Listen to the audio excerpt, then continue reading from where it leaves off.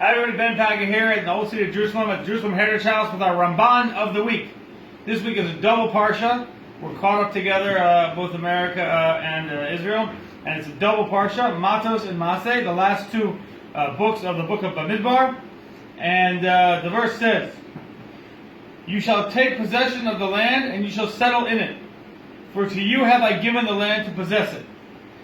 So there's a difference of opinion here between the Ramban and Rashi as to what is the purpose of this verse. The Ramban says, in my opinion, this verse constitutes a positive commandment.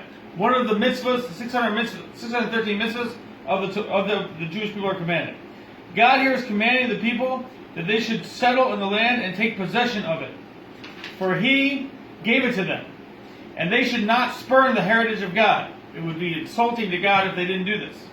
And if it should enter their minds to go and conquer the lands of Shinar or Assyria or some other land and settle there instead, that would be in violation of the commandment of God. And that which we find that our sages speak in superlatives, all these different mitzvahs that are connected in a way to the settling of the land.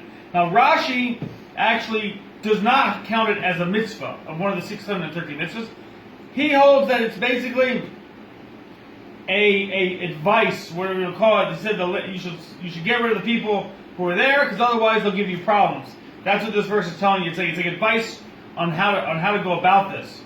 The Ramban, Maimonides, actually says that it doesn't count it as one of the 613 mitzvahs because he says it's bigger than that. It encompasses way too many mitzvahs to be counted as one. But anyway, the Ramban holds that it's one of the mitzvahs.